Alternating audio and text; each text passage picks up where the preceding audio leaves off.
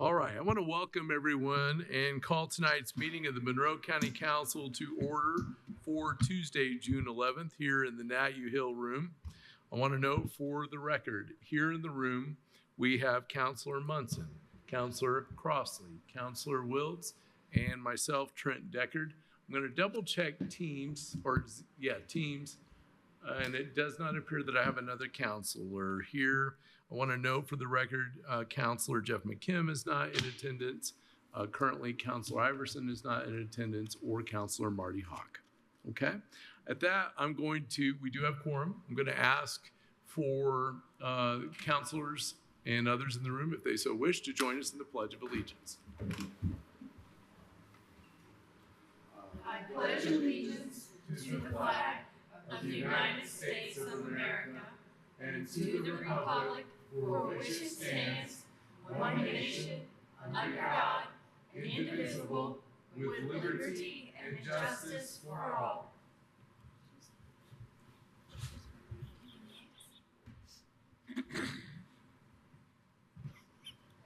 All right, thank you. I'll next move to adoption of our agenda item 3 that we have. Does anyone wish to amend the agenda at this time? Any counselors wish to make any amendments to this agenda? I have one item if others do not, and I want to note that we do have continued ARPA requests on here. I would remind folks that we have a June 20th joint session with the county commissioners to talk about ARPA.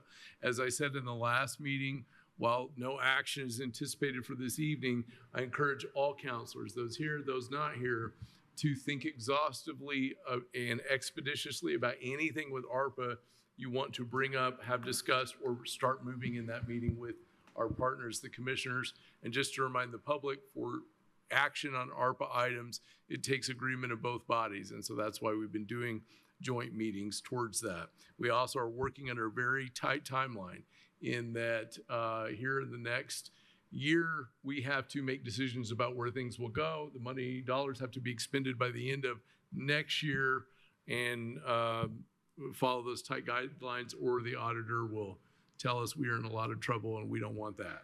So again, counselors think expeditiously and expansively about what should be in that discussion if you feel like there's something that's not had any discussion.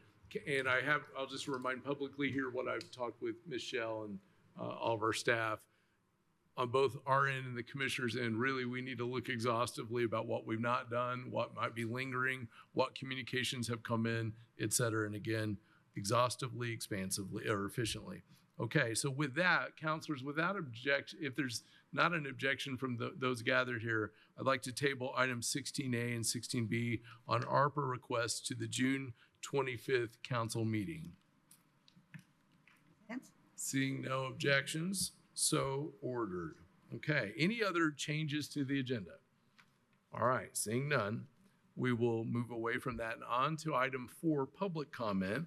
And on public comment, this is for items not on the council agenda for this evening. Just a reminder, that is posted online for the public to take a look at. It's also posted outside here at the Nat U Hill room. For speakers tonight in public comment, there will be a time limit of 3 minutes per speakers.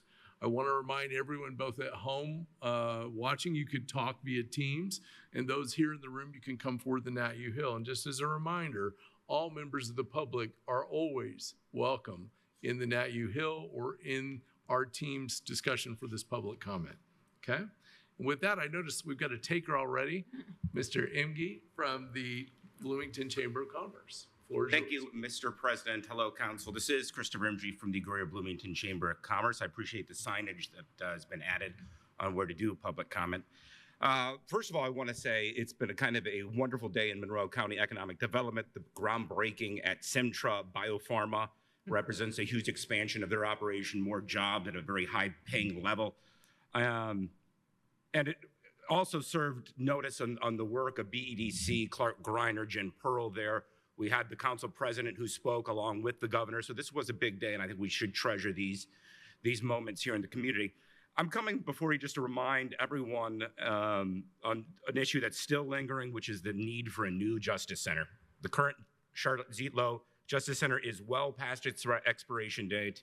Despite the best efforts of Sheriff Marte to put this facility in working order, there's only so much that can be done with a building that was so poorly designed that is falling apart at the seams, as we've seen day in and day out. My tour of that facility 7 years ago left me speechless. I was thinking it was no place to house inmates, much less have employees there 40 hours a week. It was claustrophobic. There's a confinement was palatable. Now, the chamber believes in a co-located new justice center. Now, where that is, we had not made any sort of choices on that. We saw that the JFAC committee had a lot of great recommendations, and that's going to take a new facility and needs to happen sooner than later. We would be content, with that located at Fullerton Pike, at Thompson PUD, at North Park. It could be in my backyard if that 1/4 acre was doable for the project. It's important that though we have a new location, and we're not in the business of telling you how many beds it should be either. This building should look like just a regular federal facility, a regular federal building. Understandably, some neighbors are going to not want to look at this outside their window, and we can see that. We are in this together as residents of Monroe County. We need this. It's going to happen somewhere. And we understand if it's in your backyard, but if it's in one side of the county, you're just going to have to kind of work with that. I mean, if we look at the impact, like at Maine research referenced in correction magazines, the Florida Atlantic University, Florida International determined that land values, public safety, and quality of life were not adversely affected by the presence of correctional facilities. A more recent Seattle-based consultant, Burke & Associates, concluded in general the studies have shown that the presence of correctional facilities does not create additional crime in the community, but among community members has had the perception of more crime being prevalent. A few years ago, another study was conducted on the impact of the Ferndale, Washington facility and found that it did no harm to surrounding industrial sites. I've heard some cynicism about this, that this is not going to be built in our lifetimes. I'd like to put that to rest. And so let's just move forward on this and take it from there. Any way the chamber can help, we are here for you. Thank you very much for your time, and I appreciate it. Thank you very much. Appreciate it. Others wishing to make comments, either here in the Nat U Hill or on Teams. On Teams, just raise your hand and we'll call on you. In the Nat U Hill, just come forward. Gonna give it just a second. Do we have one raised hand? Okay. All right, I believe we've got the next speaker. It's Roxana Mendoza. No, she is TSD. Oh, sorry. I should know that. I'm sorry. Any other public comments on Teams or in the Nat U Hill? Okay. Seeing none, we're going to go ahead and move off of public comment. I'm going to give it just 2 seconds here. Okay. We will go now to item 5 on our agenda, which is department updates. This will be a time limit of 10 minutes per department. And I do know we've got a request from Jackie Jellen Nestor, our planning director, to go first today. And we will honor that, of course. So, Ms. Nestor, welcome. Hi, good evening, council members. Thanks for having me here tonight. I want to provide a quick update on our county development ordinance, which is our new subdivision and zoning ordinances that will be going into effect, as well as a new zoning map. So I want to go ahead and share my screen to show the main website for our Monroe CDO, which is the County Development Ordinance. And this is a good spot for all those in the public to go to this page if they're ever wanting updates or wanting to hear the latest information. So the website is monroecdo.com. And I wanted to share a useful illustration that we've put together by the suggestion of one of our council members and plan commission members, Ms. Munson. So you'll find that under useful links, it's analysis of zoning map changes. And I'll go ahead and pull this open for you. So this is a rather large table.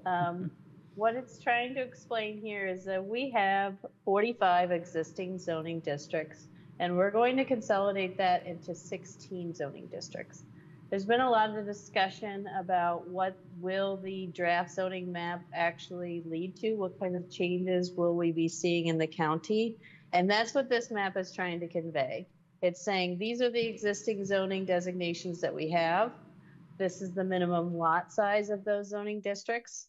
Here's the current acreage of each property within that zoning designation. And then moving to the right, it's the consolidated new zoning district with the new name, including its minimum lot size and its acreage. So I'll go ahead and give an example. So the top one is agriculture rural reserve, and that is a rural zone. It's a rural residential zone, and its minimum lot size is 2.5 acres. We have 115,261 acres in this zone. It's one of our largest zones in the county. It's going to be renamed Agricultural Residential 2.5. It's still going to have a minimum lot size of 2.5 acres. And we're going to see a net loss. So it's going to be only 104,525 acres under the new draft zoning as currently proposed, which is a change of a reduction of 10,736 acres in this district.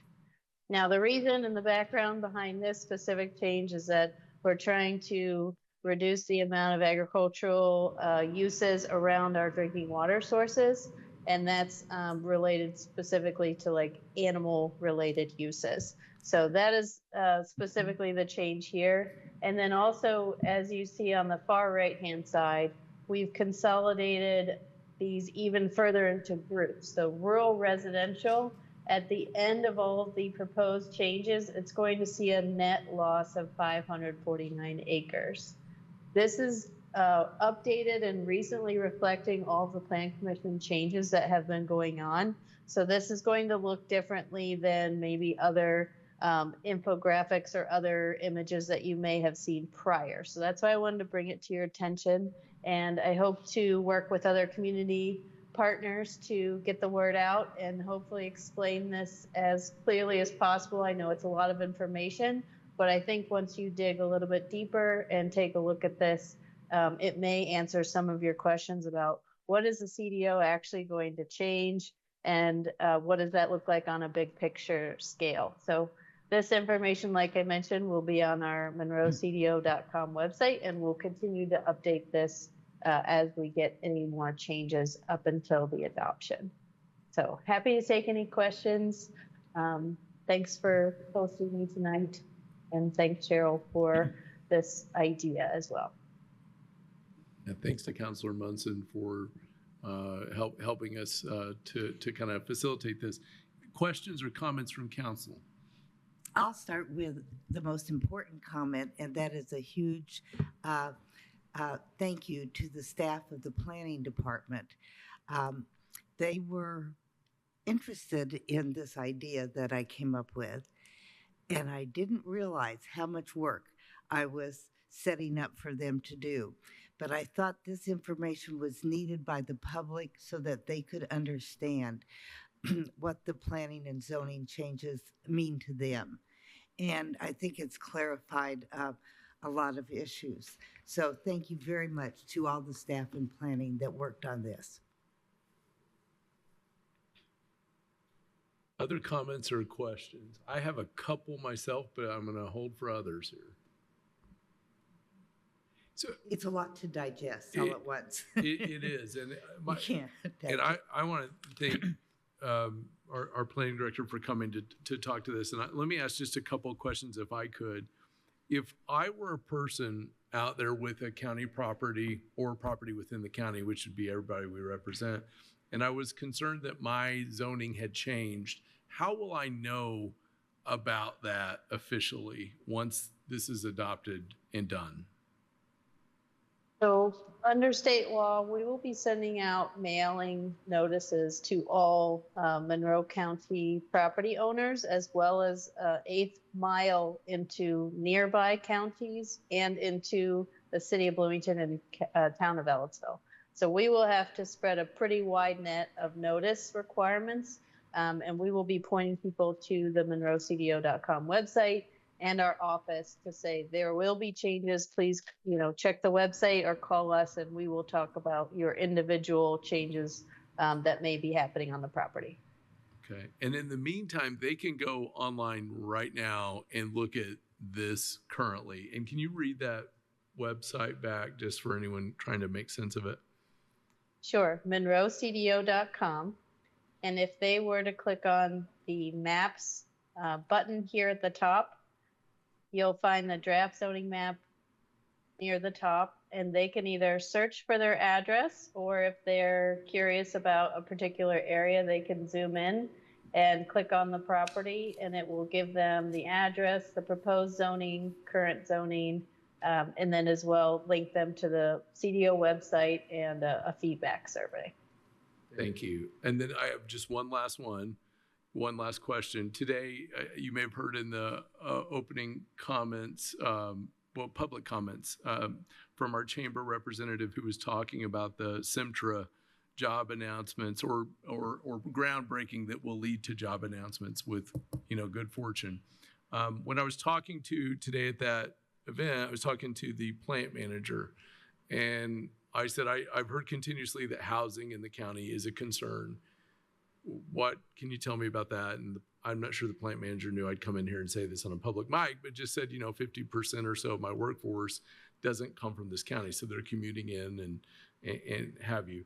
I have heard about this discussion. We are losing residential zoning areas. And I was going to invite you to comment on that concern so that we might have further clarification from your expertise on that. Because a lot of us are thinking about homes extensively in our deliberations, both as public office holders and some of us engaged in public discussions through other formats. Absolutely. I appreciate the chance to discuss that with you. So I'm going to pull up the prior imagery that may have been referenced, and I'll go ahead and share with you the difference as proposed. So this may have been circulated and discussed, specifically this idea that we were losing 9,335 acres of residential. That was in a prior update to the CDO map. What we want to further clarify is that rural category also means rural residential.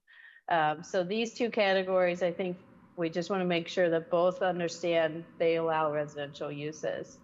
Under this transition map or the consolidated map, you'll notice that I've mimicked these same categories, and you'll notice that the change now is in the positive for residential. So I think that we've taken some of that information. This is all a draft.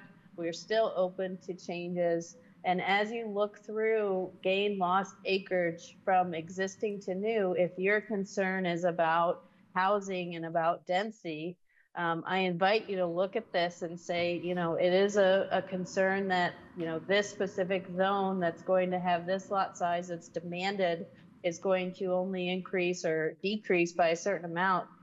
That's your opportunity to take a look at this and say, this is my comment. I would like to see more property zoned this way to accommodate more housing. So I think we've both addressed some of the prior negative percent decrease in that category, and also we're still open to further changes. So I hope that answers your question. It did. Thank you very, very much. That was extremely helpful. Any other questions, comments? I feel like I'm monopolizing the whole show. Councilor Wiltz.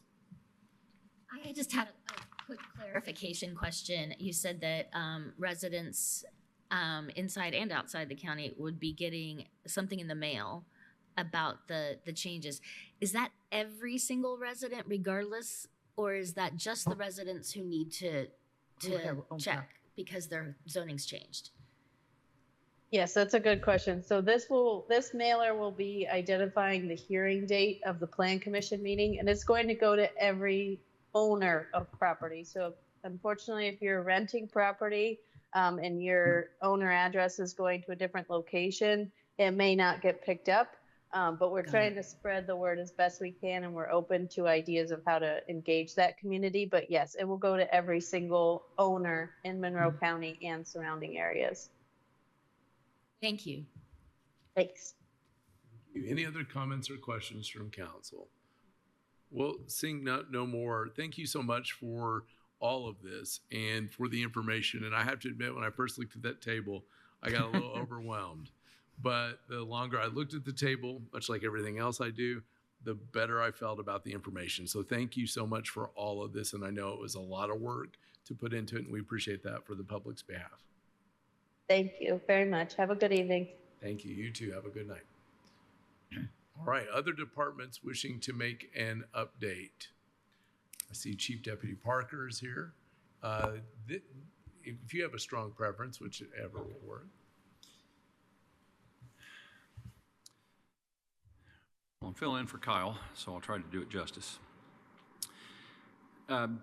Just in keeping with us being transparent and what's going on with our facility and what the sheriff has put in place over since our last update. So that's all this is basically information. Our jail population right now stands at 223 at 196 secure bed count. So we're pretty manageable there. We're well below our secure bed count that becomes an issue for us. So, I think that's a result of obviously the courts staying on top of that day by day. And then we've continued to refine our release processes to speed those things up so that we can keep that moving daily. And so far we've been able to do that pretty well. On the personnel side, we remain fully staffed in the jail, even with a certain amount of personnel transactions. We've been able to remain fully staffed, and I'll go through that a little bit more. That pertains to, if you recall, we go way back where we formed the transition team, and we formed that transition team knowing that it took time to hire those people, it took time to train those people. So we have come to fruition with that. So I'll use the word backfills for the transition team have been filled. So we are 6 for 6 on those. Then just recently we talked before the council about the transport issues and the courthouse security issues. Those 4 positions have all been filled. The courthouse security officers started yesterday. So they are here full time now, and I'll have a little more update on those. But back to the positions. As we've got these individuals hired now, the orientation training for all of these positions is started yesterday. They will go through their 80 hours of mandatory training, so they will finish up that assignment for their mandatory training in 2 weeks. So that will put us almost exactly on target where we thought the transition team would be moving in to start their duty. So, I'm happy to say we timed it almost perfectly with the help of the council and the commissioners and allowing us to have the time to seek out quality applicants, do the proper backgrounds on them, and train them properly. We're set up now to have a successful transition to the transition team. So all of those things have worked out quite nicely. And back to the other 4 positions, those individuals will also be in that class to get their training. Now, the courthouse security folks, I think it's interesting that the folks that we have here are both Tier 1 certified police officers. They have been through the academy. They have a background and experience as full-time police officers, as do the backups that we have selected for them. Not just saying that occasionally there might be an occasion where we fall back on other personnel to fill those, but by and large, you will have people on this detail that have a police officer's background when they step into those positions. The other aspects, we've had some changes in the kitchen aspects. We had both of our employees there in the kitchen, except for the person who's running the kitchen, Nikki, have been replaced, and they are now hired. and fully up to speed. And they're continuing now, and they're merging into their roles in there. So what we have done here, when we summarize it all, we've hired 10 new positions, got them trained, got them placed, and I admit we put the courthouse security thing, we fast tracked that a wee bit because we knew how important that was to both the council, the commissioners, the sheriff, and more importantly, the employees working in this courthouse. So all of those things have transpired just in the last few weeks. I want to talk a little bit about our departures here at the facility, who's leaving and why they're leaving, because it's very, very important, because what we were dealing with before was an attrition rate that we couldn't keep up with. I think you can recall the days when we had 10, 12, 15 vacancies in that facility. We have none now, and I'm not saying it couldn't happen at any time, because it can, so I'm not claiming that we're doing something so great. But here are the departures. We've had 4 people leave in the jail since this year. So that's a pretty low attrition rate when you start talking about what we had previously. But here's why they're leaving is as important as they are leaving. We had one person resign because he was from Northern Indiana. He wanted to move back home. He got homesick or whatever the reason was. We had one person resign because he became a full-time merit deputy on our agency. We had another individual resign because he became a full-time police officer on Bloomington Police Department. And then we had another one resign, and that person became the reentry coordinator for the jail. So 2 of the 3, while they resigned from the jail, remained with our agency. The other one left to be a full-time police officer. Can't be hating on anybody for that. That was his career goal when he came here. So I think that's a noteworthy piece of information that we're able to, one, slow down the attrition rate, and then when you look at the attrition rate that does exist, and it always will, that it's not particularly based upon the work environment or the work itself. There's another statistic that I thought was noteworthy here, that 60% of the new hires that we just talked about, these 10 new positions that we filled, 6 of 10 had prior corrections or police experience. So they've came to us from other agencies. They bring experience to the table. Some of them have already been through the 40-hour jail school required by Indiana Administrative Code. So all of that cuts down on the administrative time that we have to put into an employee to make them so that they become able to work by themselves independently, obviously with supervision, but they're able to hit the floor independently. So all of those things are I think, are pretty positive.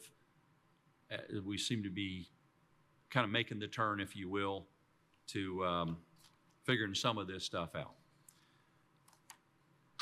So that's kind of the update for the jail and the transition team. And I'll be talking with Corey Grass, the sheriff, and I here in the coming days about what his thoughts are as it relates to when we're spinning up, how many we're going to spin up, what direction we're taking with that, because obviously we've just had these listening sessions over at Ellettsville. I think the feeling is, at least to me, that we're moving closer to that, I hope. But more importantly, even if we're delayed on that a little bit, we're still in this programming phase that we're going to get moving on, absent if we have a facility design or a facility location, we can still work on these programming parts of this and get out in front of it. And that's what our intent is. Any questions of me? Thanks for all of that. Counselors, do you have questions for Chief Deputy Parker or comments? Counselor Crossley. Thank you. I might have missed this, but I wasn't sure. And I think you might have mentioned this in the last meeting, but I'm trying to find my notes here. So you said 4 transitional team members are here, but we have 2 more that you are looking to fill, or they already are hired and they're No, about to start? all those positions, the four that we're going to handle the transport / courthouse security have been hired, and all of the 6 transition team backfills have been hired. So all of those positions are hired and went into this mandatory training class yesterday. Okay, awesome. Thank you. Just one more comment, if I can make. I would be curious to have an update from Mr. Grass, just to kind of see, since we have had the 2 listening sessions, just an idea of, the thoughts of, the process and things like that. Because while we're having these conversations, I think we can do them together as well. And that would be really helpful, but it would be really interesting to hear Mr. Grass's take, since he is that transitional director. So thank you for saying that. I will pass it on to him and make him, he will make himself available to the council. Other questions, comments? All right. Thank you so much, sir. Appreciate it. Appreciate also Sheriff being here. Always good to see you both and all your good folks. All right. Department updates, auditor not to be forgotten. Thank you. I just want to provide a brief update on our opening with the council administrative assistant position. So yesterday I was able to meet with Michelle and Ms. Mosier and go over that job description, and I kind of explained the additions and the updates that we wanted to make. A lot of those updates were just necessary because the previous update occurred in 2021. So just some language changing and that sort of thing there. However, I also wanted to add some of the financial team's administrative tasks just to kind of free them up, as this is a more entry-level position.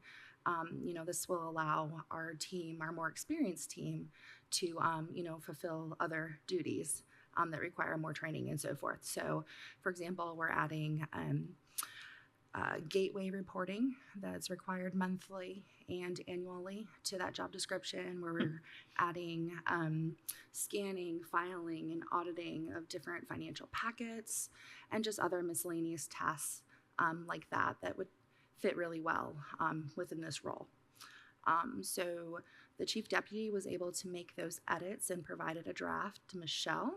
So we will be putting that to PAC for review and approval. So we're hoping for your blessing to move forward with this very soon.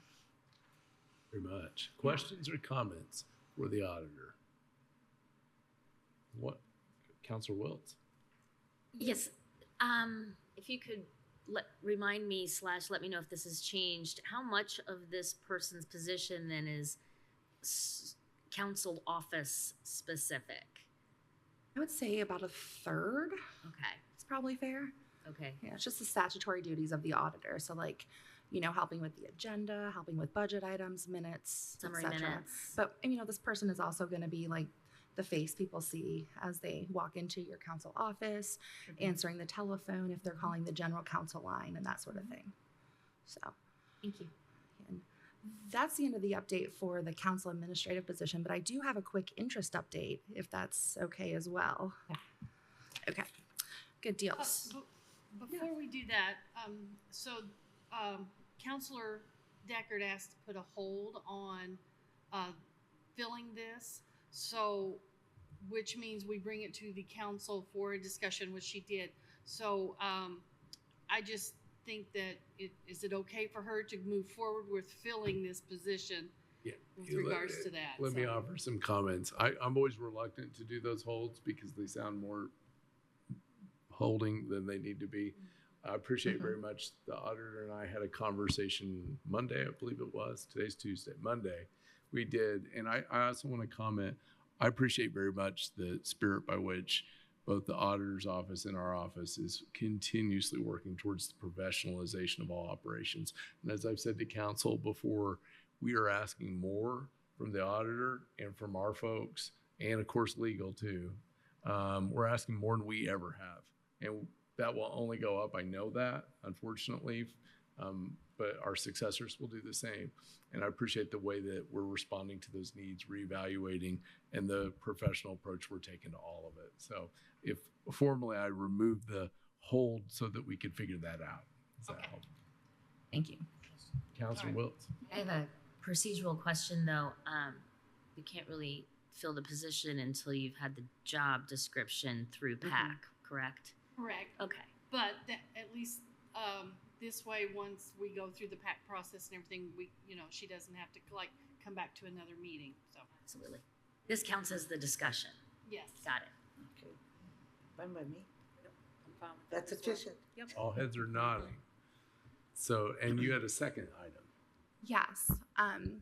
So I just was reviewing interest revenue generated, and at the end of 2023, total interest receipts were $5,328,344.48. So as of today's date, we have already receipted in $3,188,928.46. So we began the settlement process yesterday on Monday. So that takes a few days to get state approval. So we have not dispersed or receipted in revenue from that settlement yet. So I didn't want to give you a total revenue update because that will change drastically next week. So I can come back with that at the next meeting. Thank you very much. Thank you. Any questions on that from counselors or comments? All right. Thank you so much. Appreciate it very much. Any other department looking to make an update, raise your hand on Teams or come forward in the NatU Hill? Seeing none, we will move on to council liaison updates. So counselors, this is your moment. Any council liaison updates? Councilor Wiltz. Yes. I have some things I'd like to talk about with respect to the jail and in the sheriff's office, and I am their liaison, one of two. And I have been thinking a lot about the meetings that were held by the commissioners over the last week or so regarding the location. And while the location is the purview of the commissioners, what I hadn't fully appreciated, I suppose, is that they intend for the council to be more involved in determining the size or bed count of the facility. And I appreciate being involved in decision-making generally. I feel that the instruction was to work with the sheriff, and by all means, I would defer to the sheriff in those areas of expertise in a lot of cases. I'm a little concerned that this seems to be a change from previous operations on this topic and previous understandings of where our lanes are. So I guess the other part that concerns me is that we have asked to receive more information just to be kept apprised of what's going on in terms of that information gathering phase that we're in with our consultants. We've seen reports, of course, and we invited our representative from DLZ to give an update to council at our meeting, I believe at our last meeting. And he declined, saying that he worked for the commissioners and therefore was not permitted to discuss things with us at our meeting. And I find that troubling. I'm encouraged that we'll be able to maybe hear from Corey Grass on the sheriff's side of things. I think these are the types of things that frustrate me and serve as huge stumbling blocks to the collaborative approach that is so very necessary across the Board of Judges, the council, the commissioners, and the sheriff's office at a bare minimum. And I think we worked through a lot of this during JFAC. And at no point during JFAC was anyone that and please correct me if I'm wrong, but I don't think anyone was under the impression that we were choosing the number of beds. Absolutely. So I have a couple of recommendations / thoughts. And the first is that I think that JFAC should probably call a meeting in the next couple months to look at a little bit more specifically some of these cost items that we know are going to be coming at us, and maybe even to talk a little bit with the sheriff's department on considerations for bed count and get maybe in that spirit of collecting information and input. Also, I really feel strongly that we should be able to receive updates either directly or indirectly on the information being gathered from our county departments right now. And it almost feels as though there's an intentional block there, and I'm not sure I understand it. In the meantime, the people collecting that information, the contracts paying for that, are coming from money that we appropriated. This is coming from money that we appropriated last year when we were looking at purchasing the Fullerton Pike property. And Public money. Yeah, this is public money. This is money collected from our residents, from our taxpayers. It is our responsibility to be very careful with that money and to ensure that it is being spent wisely and in the best interest of all members of our community. What I'm proposing is that we advertise for a deappropriation of that fund, which is the ED Lit fund. We have to advertise for 3 weeks. We can't just vote and do it, and that's fine. But until or unless we are given some access to information to aid in moving this forward quickly, I feel like we need to retain some control over the spending. Thank you, Councilor Wiltz. I'm going to offer to members an opportunity to react or offer any comments, but if I'm hearing the request right, JFAC meeting, which is perfectly JFAC doable, I'm kind of looking to the JFAC members, we should be able to receive updates from anyone receiving public money for anything. Otherwise, it's not public money, right?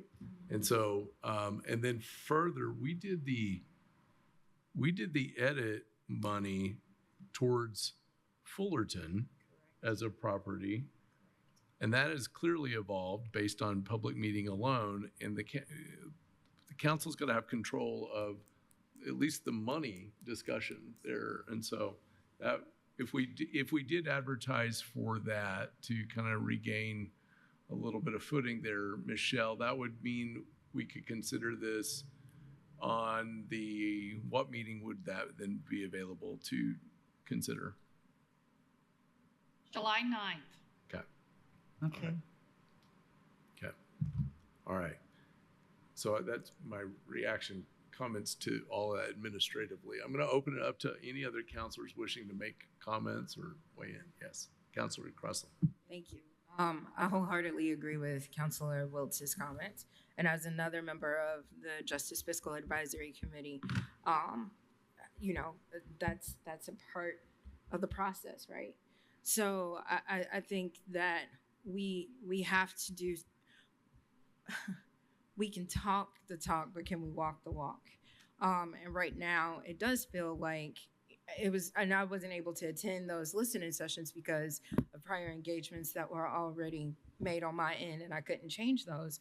However, in listening to and watching the CATS recordings, it was a little bit surprising to hear that we are responsible for certain things, but there was one particular body of government that was not, in my mind, I don't think is included in this conversation, and I think it is the judges. I don't think that we can say that it is up to us personally and the sheriff's office personally need to figure out, how many bed counts are we supposed to have. So that that's a great deal of responsibility, but I don't think that that is our particular responsibility, so to speak. It is disheartening to hear certain things come out in meetings, and instead of us having these conversations more collaboratively as we preach, as we continue to say we want to do things collaboratively. Well, this is our perfect prime opportunity to do this because the community is watching. The community has continued to ask. It is a big job. It is a big deal. It is extremely frustrating to be sitting in this seat now when we've known for a very long time that we have needed this new justice facility. And so I'll hold my comments on other things until our end, but to comment on what is being said, I would definitely wholeheartedly agree for the de-appropriation.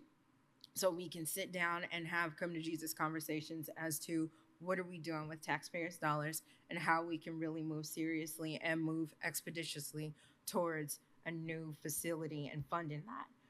We might have our particular lane of financing. However, we all have to intersect at some point, and I don't think that it is incumbent just on the sheriff's office or our office or even commissioner's office, for example, for us, for one particular body of government to do one particular thing. It is all of us. We are county electeds, and we need to act accordingly, and this is our way of doing so. Any other comments? Councilor Munson? I attended both the Wednesday and Sunday listening session by the commissioners for North Park. And like Councilor Wiltz, I was surprised, as was Councilor Hawk, who was in attendance. I spent time after the meeting talking with residents, trying to help them find answers to their questions. And it was certainly very clear to everybody at the meeting that the council was completely surprised by the new assignment issued by the commissioners. I think we want to be involved. We want to be good collaborators with the people who have information and concerns. And the council has always acted this way. So before considering the de-appropriation, which I think is in order, I would like to know exactly what the resolution was or the motion was for that appropriation. And that's a matter of going back to the exact verbatim minutes.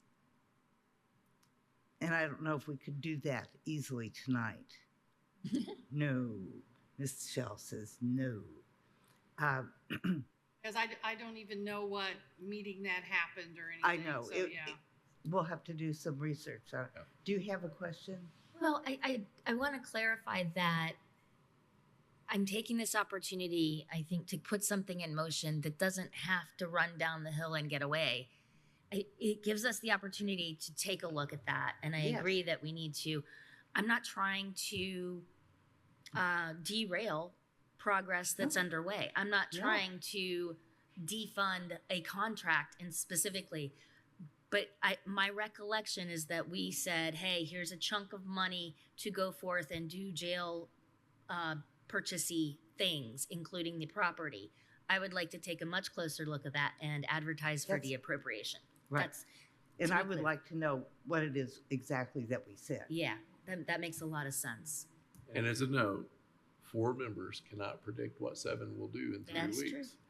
And so all options can be looked at. One item of note I just want to add to this just briefly is you all know that we have a long-term finance committee of this council, and that was Councilor Wiltz when she sat in this chair. It was her idea, and it was probably one of the smartest things that she ever came up with that I got to implement, and has helped me immensely. Long-term finance has looked at several things this year alongside the auditor with our consultant, Greg Garitas. Everything from how we're dealing with the rainy day funds to what we need to be thinking about to protect future employees, employment, pay, et cetera.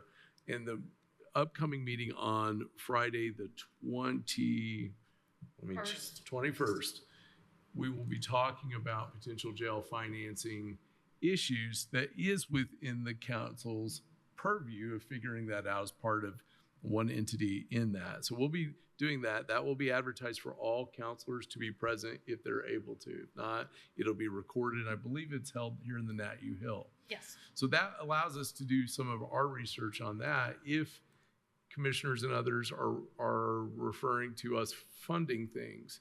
But again, bed count, speaking to a little bit to what Councilor Wiltz is talking about, is one piece of the puzzle. I keep going back to those 5th grade things they'd pass out to us where you took the pie and you figured out that's one portion with multiple variables to all of this. And so I just want to note that. The auditor had a good comment that I did not let her make, so please go ahead. It's just a point of clarification. So we have Fund 4816, which is the 2022 Bond Anticipation Note Capital. This is what we put together for the property acquisition and where the bond anticipation note proceeds went and where the property acquisition is appropriated. And that's where this expense is coming from. So just not to confuse that with the lit edit fund, which is where the anticipation note debt is being paid. So just clarifying, if you wanted to deappropriate, I think it would be the fund 4816. Okay, thank you. Maybe we could send.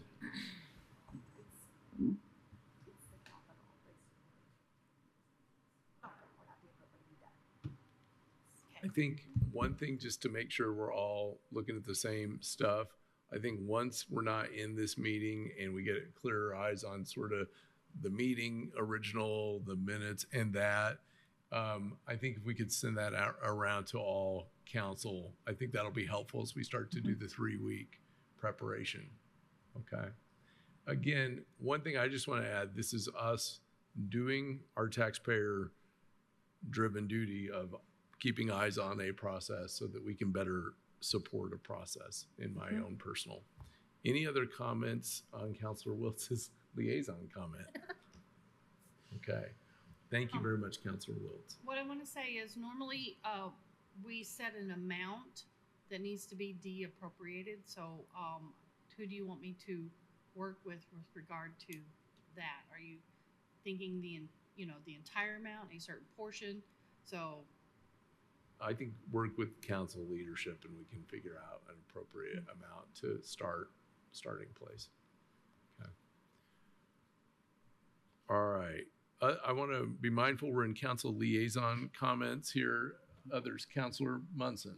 Okay, before we leave this subject, I would just bring up that there may be commitments and contracts already issued that may need to be paid from this.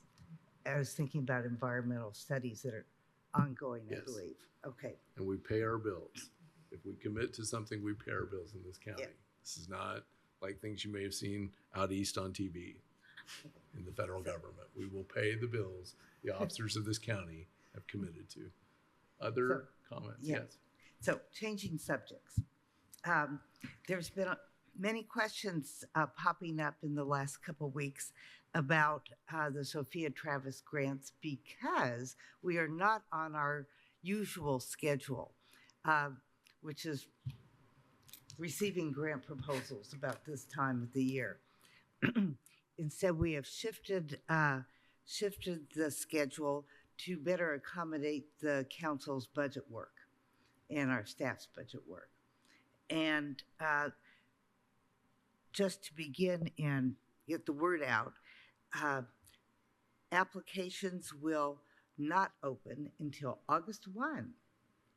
And preceding that, on July 30th, there will be a kickoff meeting here in the Nat U Hill room for people to learn about the new schedule. Not much else is really new except the schedule, but there are always new organizations to the grants program, and so we want to have information available to them. So July 30th at 5 o'clock here in Nat U Hill. Thank you. Thank you very much, Councilor Munson. Councilor Crossley. Thank you. Since I'm the liaison for the Monroe County Women's Commission, they have a meeting not this week, but next week, Thursday, March 20th, starting at 5:30 in this room. And they are, talk about collaboration, they are in collaboration with the Women's Commission and the city, because there is going to be a women's market that will be Saturday, July 27th from 9 a.m. to 1 o'clock. So I believe that there is a sign up. So if you are a vendor and you want to sell your merchandise or items related to the event, then you can go ahead and sign up, and more details will be coming forth soon. I do believe the deadline for people to sign up to sell items at this particular market is July 8th or so. It's July 8th. And if I'm wrong, I will correct myself. But again, Monroe County Women's Commission is in collaboration with the Women's Commission and the city, and they are doing a co-collab together in regards to a sale on July 27th at 9 a.m. to 1 o'clock p.m. A women's market, not a sale, women's market. So all are asked to come out and to support. But again, their meeting, in which they might talk about a little bit more about this, is June 20th at 5:30 p.m. in this room. Thank And you that's very it. much, You're welcome. Councilor Crossley. Any other comments? Okay. We'll move off council liaison updates. Thanks for all of that good discussion. We move on to item number 7. This is our consent agenda for action this evening. Okay. Council, I move to approve the following consent agenda items for June 11th. The April 9th and April 23rd, 2024 council meeting summary minutes as presented. B, the Highway Department's request for a category transfer in Fund 1135-0000 cumulative bridge and the amount of $50,000 from the services category to the supplies category. And also the Health Department's request for a category transfer in Fund 8104-9624 Public Health Emergency Preparedness in the amount of $10,037 from the personnel category to the supplies category. Second. Okay, we've got a motion and a second. Are there any questions from council on the proposed consent agenda? Seeing none, I'll offer it to the public. Are there any questions from or any public comment on the consent agenda items? Seeing none, since all are present in the room, we'll go to a roll call vote. Nice. You can do a voice vote. And Yes. all those in favor of the consent agenda signify by saying aye. Aye. Opposed, the same sign. All right, consent agenda is passed. Let's go to item number 8. Molly Turner King, our legal counsel, would like to update us on upcoming changes regarding FLSA exempt status that does take effect on July 1st of this very year. Ms. Turner King. And if you give me a second, I actually made a PowerPoint.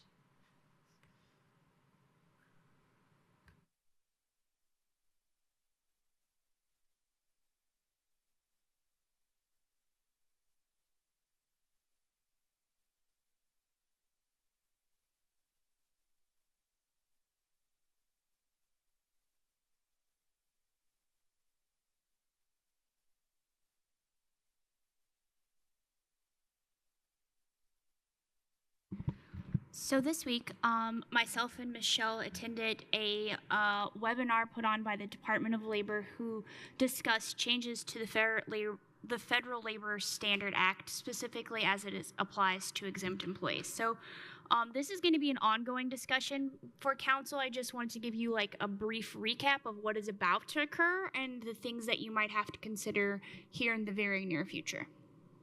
So the FLSA establishes the overtime rate of 1.5 times of an employee's regular rate when an employee works over 40 hours. It also establishes regulations that make employees exempt employees so that they're not subject to those overtime rates. And this is what is a breakdown. So to be non-exempt, they're paid for all hours worked. They're entitled to overtime. They must make at least minimum wage, and they're often paid on an hourly basis. Compared to exempt employees who typically have a set salary, are not entitled to overtime, and they must pass 3 tests. And those tests are, there are 2 different salary tests, and then there's the job duties test. The salary level test sets out the minimum pay for exempt employees, and the job duties test looks at the employee's responsibilities to see if they fall within one of the FLSA exemptions. So are they an executive, administrative, professional employee? So this is where the change comes in. So currently, the minimum required by the salary level test for an exempt employee is $35,568,000. July 1st, that minimum jumps up to $43,888. And then again on January 1st of 2025, the minimum goes up to $58,656.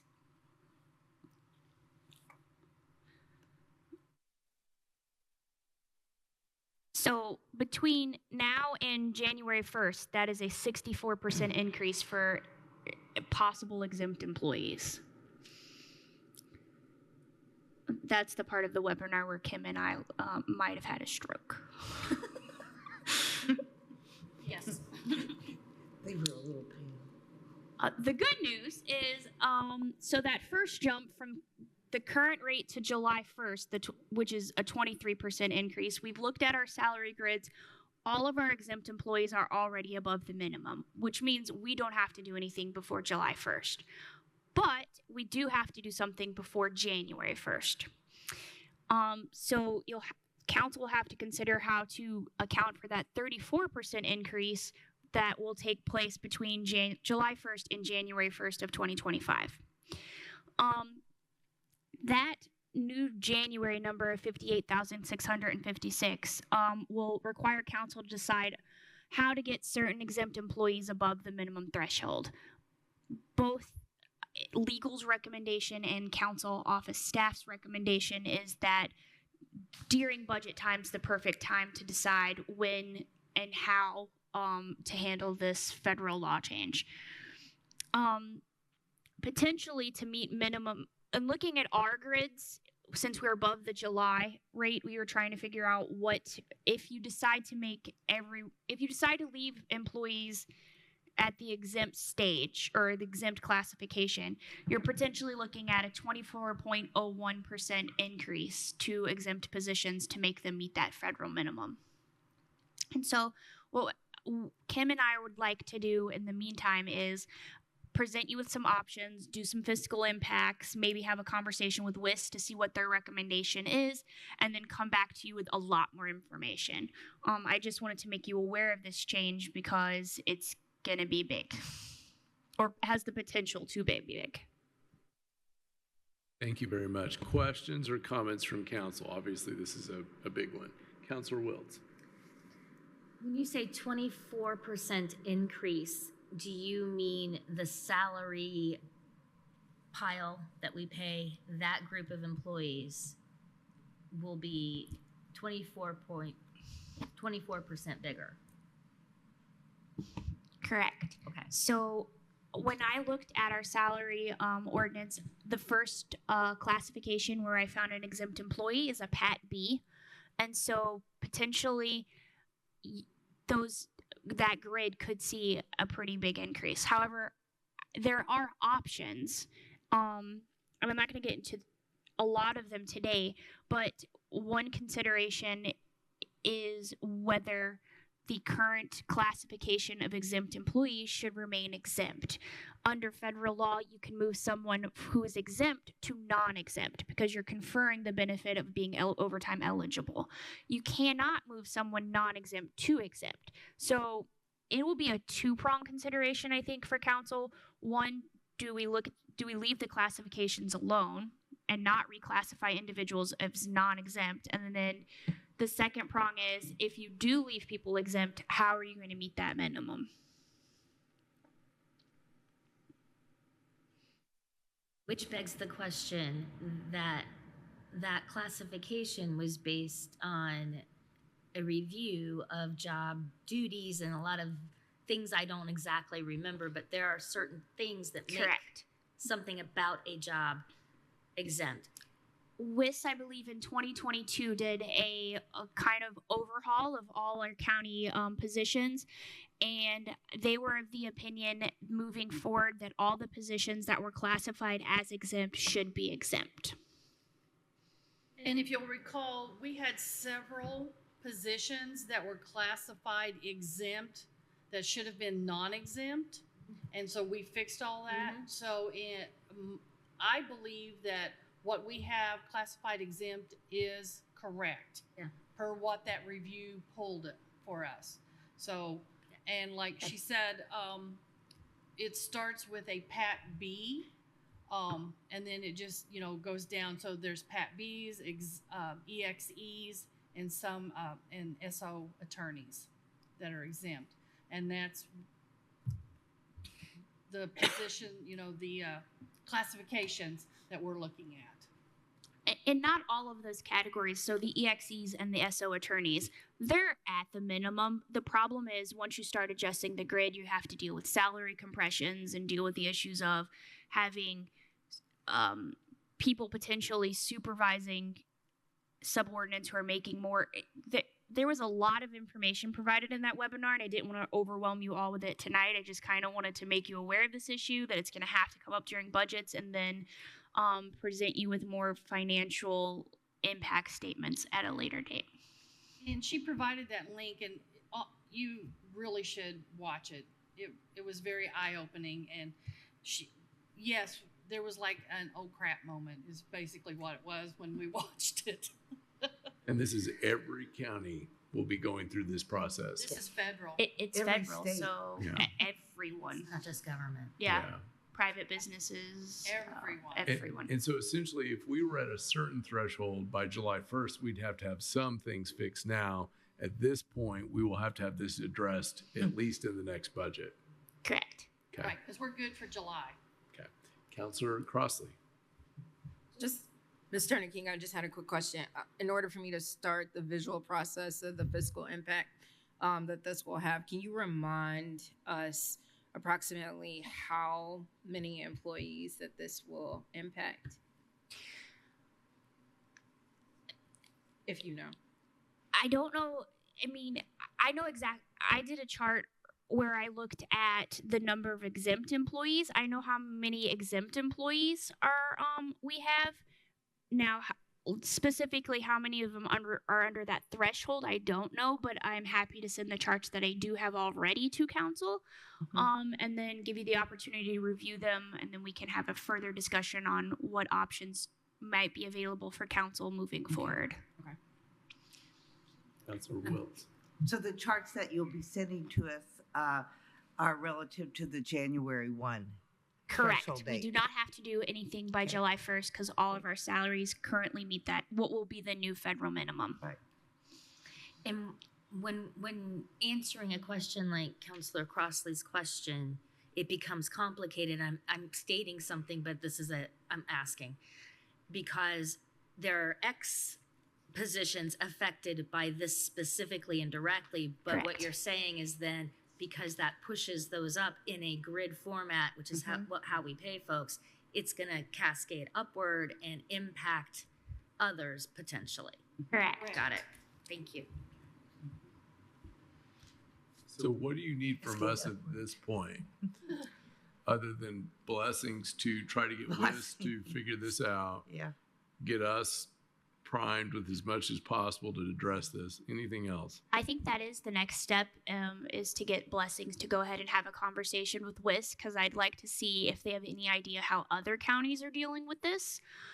Because, I mean, in all the counties that use WIS, they pretty much use the same grids that we have. And so I'm interested to hear how other counties are dealing with the concept of salary compression.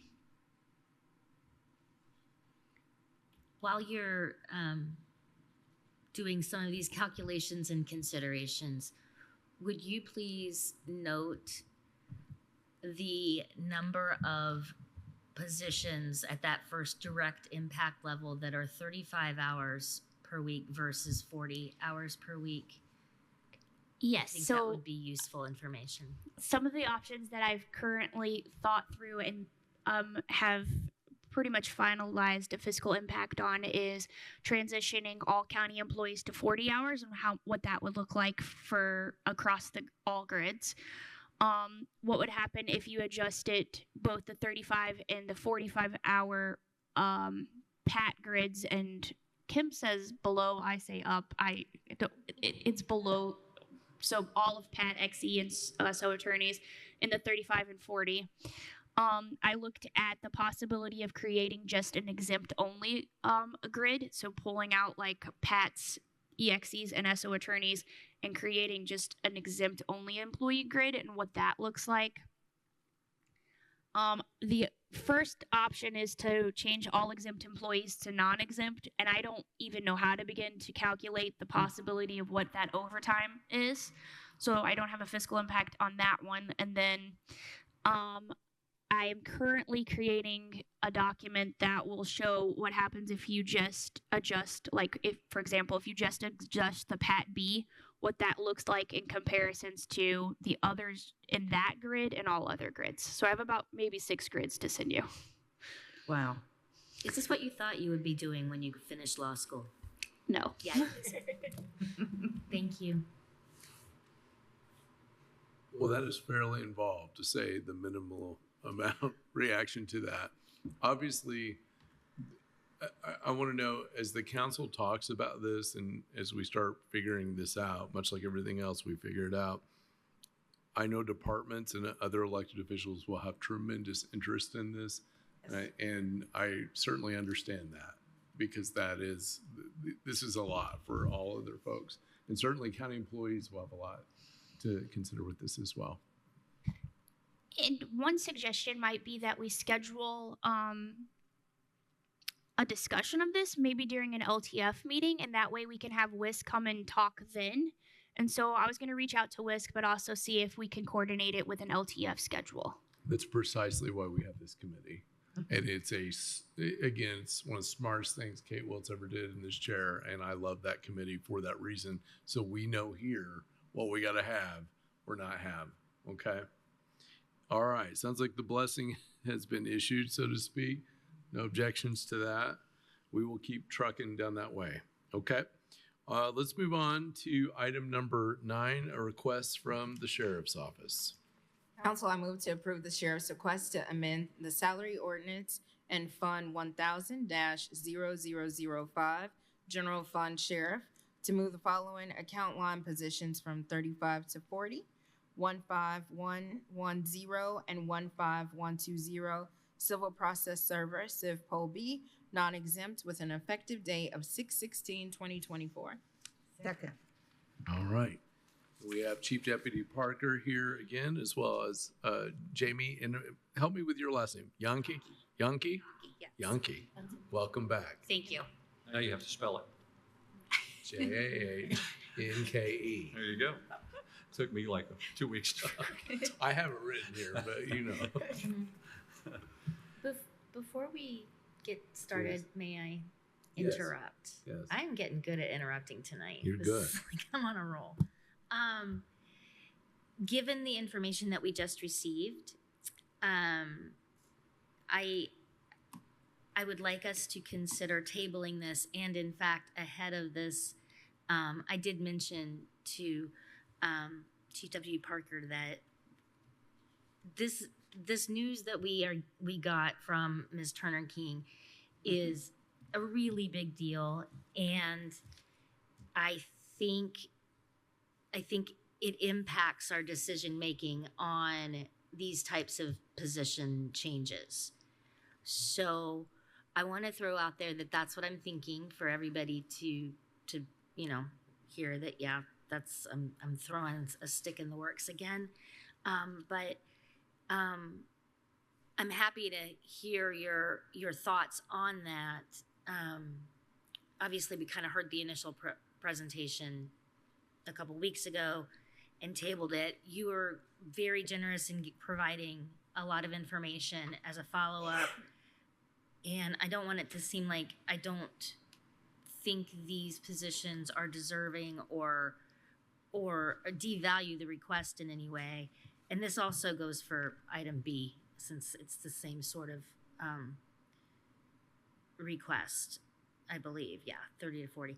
So anyway, I wanted to say all that just to kind of get it out there so that, given that we've already heard from them and tabled it, we're not spinning our wheels without, if other people agree that perhaps maybe we table indefinitely so that we can figure out what we're doing across the board with 35 to 40 or minimum exempts up, that kind of thing.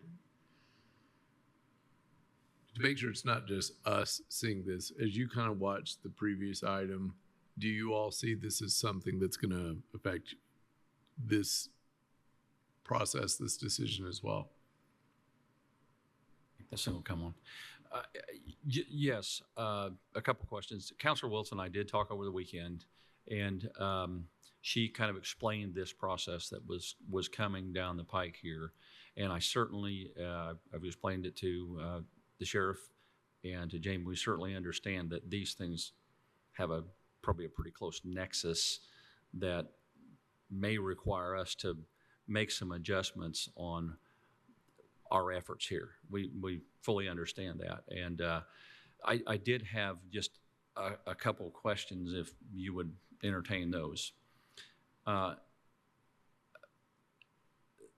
If you're not familiar with Fair Labor Standards and the two tests for exempt, you got the duties test and the salaries test. And as Molly explained, it can get confusing because the people we're talking about are they're all non-exempt. Mm-hmm. So they're looking at, well, I'm not an exempt employee. How does this affect me? So we've explained to them that part of this thought process, and I think Molly mentioned this in the latter part of her discussion, that this part of the remedy, at least the first leg of it, may be to move all county employees from 35 to 40 hours, and that may handle the salary test of this particular issue. What I don't understand is how we're going to get past the duties test of this. And if I'm out of my lane, let me know. But we went through this with our jail captains a certain amount of time ago, and I was of the feeling, based upon their duties, that it could have went either way for them. But I guess I'm asking that if part of the solution was to make all exempt employees non-exempt, or at least some that would now be below that salary, I'm questioning, is that's something we just can't do arbitrarily, I'm guessing here. So all of a sudden we decide, okay, because of this now, you're all going to be non-exempt. So bringing this back full circle here, and as I said then, Emil, you have the budgets in mind and we have our office in mind, but they both have to intersect, and we understand that. So the long way around the barn here is what kind of timeline are we looking here? Because I was under the impression, I didn't know about this second leg. That's a big difference. I mean, the first one, okay, you're 43,888. Now we're moving up here into the 50s. That's where it's going to get difficult. Yeah. So as it relates to these employees here, I guess I was under the impression here that this decision had to be made by July 1. It doesn't, because I don't think any of our current employees, if I heard Molly, on this initial blush will fall below that base salary. So we can delay this off until what, January of next year? Am I hearing that right? The change would take place in January for that second set of change, but I think my recommendation is just to incorporate this in budget so that we know what to anticipate for January. So that gets me to my question. And I'm sorry for it, but it is complex. And I know some of our employees are watching this, so I'm part of this is so they can follow what we're doing here, because I understand these two tests only because I've dealt with it before.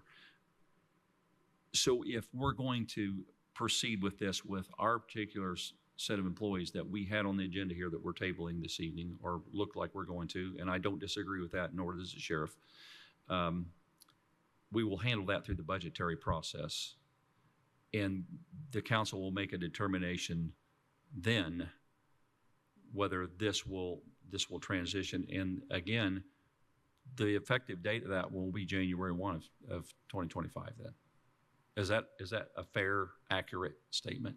I believe, given the information we have now, that is a rough approximate sentiment of how we'll deal with item 8 and maybe even these subsequent items 9A and B by that time, if we don't get something clearer. But that's roughly what I'm hearing now. Is that so? Yes. Is it the desire of the council that when we go back to talk with our employees, that we will address these through the budget process, and if it is addressed in the budget process and approved, then that new change from going from 35 hours to 40 hours, if approved, will come into effect with the new budget January 1 of 2025. Mm-hmm. Would I be giving them accurate information? Yeah, I think that's Yes. That's what I'm hearing and thinking yeah. at this point in time. Yes. Yeah. And trust me, the employees we're talking to are looking forward to this, obviously, but they appreciate the effort. And I think what they're looking for is for us to not to just kick the can down the road, that we address it once and for all, finally, yes or no, and they'll accept either. But what's the old saying? The misery of uncertainty is much worse than the certainty of misery. That's where they're at. So I just want to give them that reassurance that there is a timeline and it will be decided very specifically by this date. And it sounds like that date is January 1 of 2025. I think that's an accurate assessment. Again, I will note we are 4 council members trying to speak for 7, but that's roughly what I think I'm hearing. Well, I just got a nod from the sheriff that he's at least approving of this discussion. So anyway, we understand that it's not the timeline we were looking for. It's not the timeline we wanted, but we also understand that this is a give and take, and cooperation begets cooperation. And sometimes it doesn't always go exactly the way you want it, but we're understanding of that.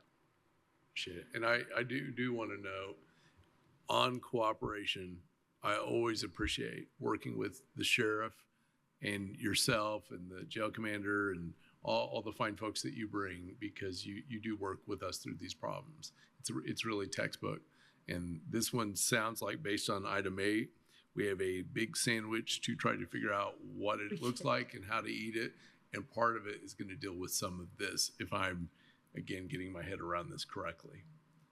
So I appreciate very much that commitment. Any comments from counselors? Okay. Counselor Wiltz, do you want to offer a motion on any of that? I believe my motion has to stay on item 9A, correct? Mm-hmm. So council, I move that we table indefinitely the sheriff's request regarding the 2024 salary ordinance, which is 9A. Yeah. We got a motion and a second. Discussion on the tabling of this. Makes sense. Okay. let's go to I can do a voice vote on tabling in here. All Yep. those in favor? All those in favors? Oh, we don't want to table, do we? Table, public comment on tabling motion. I didn't. Public comment? Do we do a public comment, I don't Molly, think so. turning and tabling? I don't think so. Okay, awesome. All those in favor signify by saying aye. I'm tabling this. Aye. Any opposed? All right, so we've tabled item 9A. That'll take us to 9B. And in that spirit, we don't have a motion yet, so we could offer, if that were the same sentiment. Yeah. All right.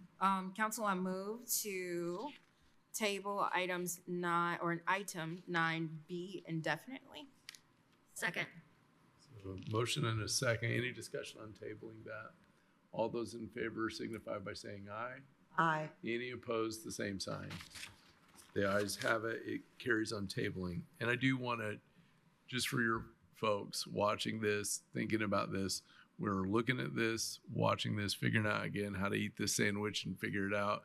And you've got that commitment, at least from the folks up here. So we will keep at this, okay? We much appreciate it. Thank you. Thank you. Thank you so much. Thank you, Sheriff. Okay. Takes us to item number 10, a request from the auditor's office. Here we are. Council, there are two parts to this motion.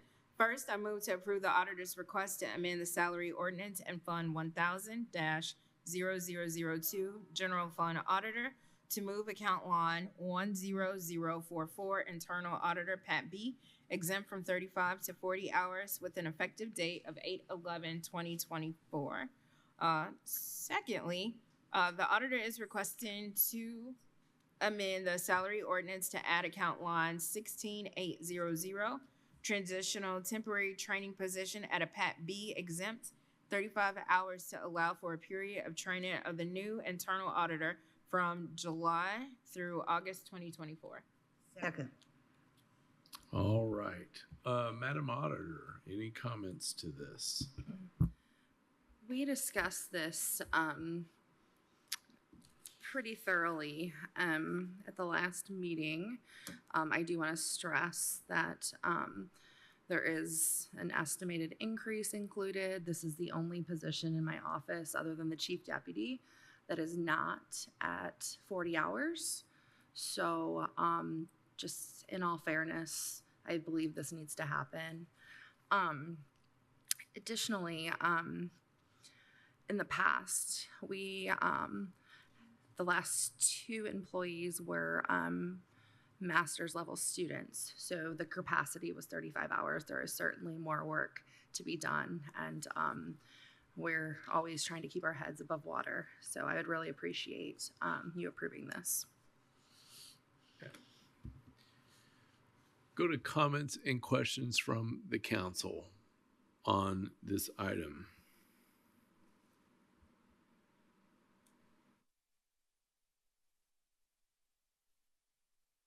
I guess sorry, I'm just starting talking again. You should start talking. It's awesome. So I see a difference between this and the previous, not just in the quantity of the request, but the point that we have in the past always acted to try to unify departments when appropriate or possible, and as far as the number of hours worked.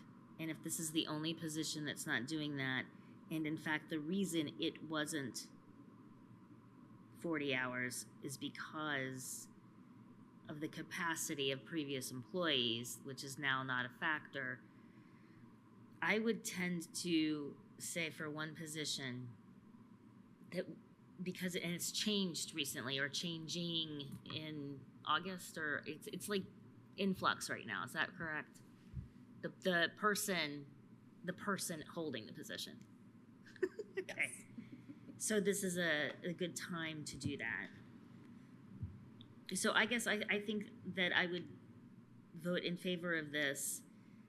I am curious about the use of the transitional training line. We've had discussions about how that line is utilized, it's almost always someone coming from the outside that's taking a position, and do we know how that's happening?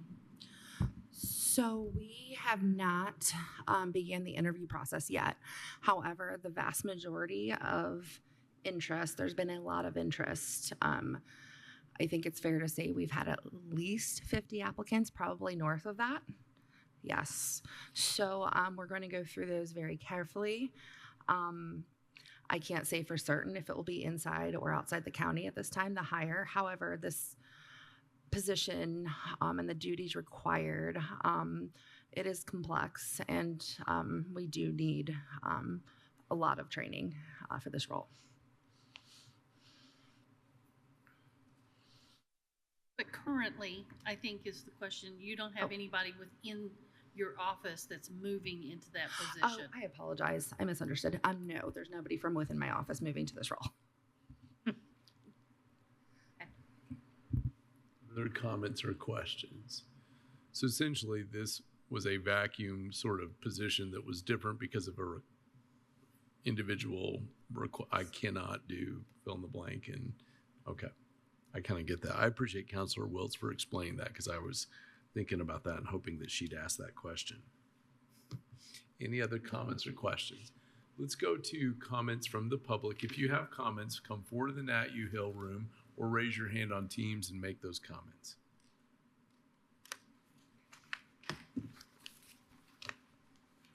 Seeing none, we'll go to a roll call vote. Counselor Deckard, Yes. Counselor Crossley, Yes. Counselor Wiltz, Yes.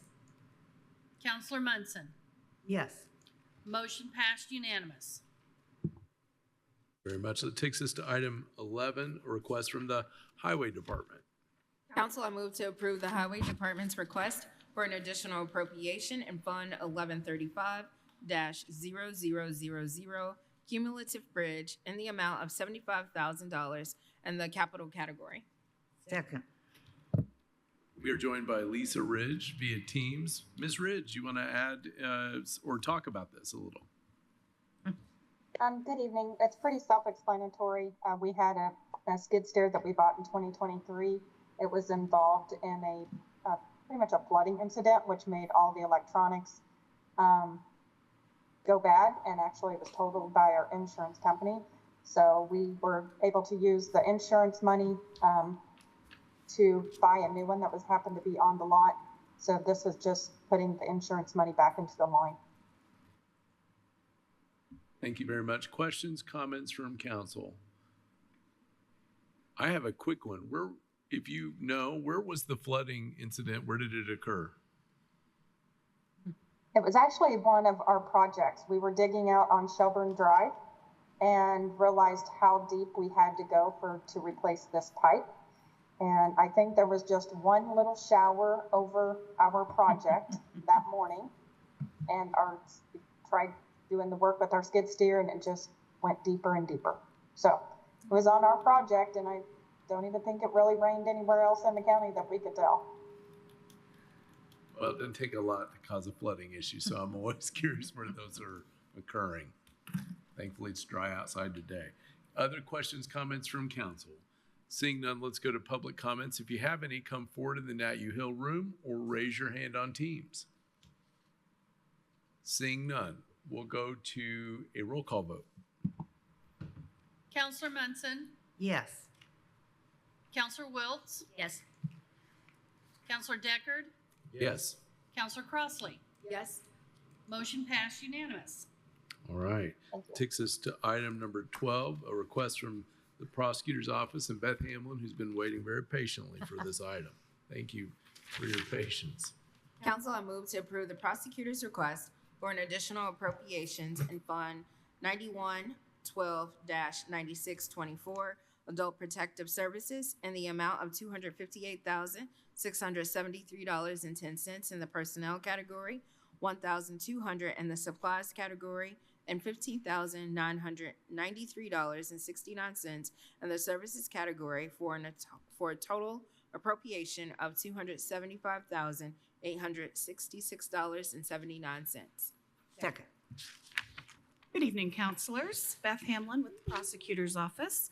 This is my annual request to appropriate our Adult Protective Services grant funding that comes to us through the state, the Family and Social Services Administration Division on Aging. The contract that we're under is actually a 2-year contract, but they give us a set amount per year. So this is a request to appropriate the second year of that funding that will run from 7/1 of 2024 through 6/30 of 2025. All right, thank you very much. Questions or comments from council?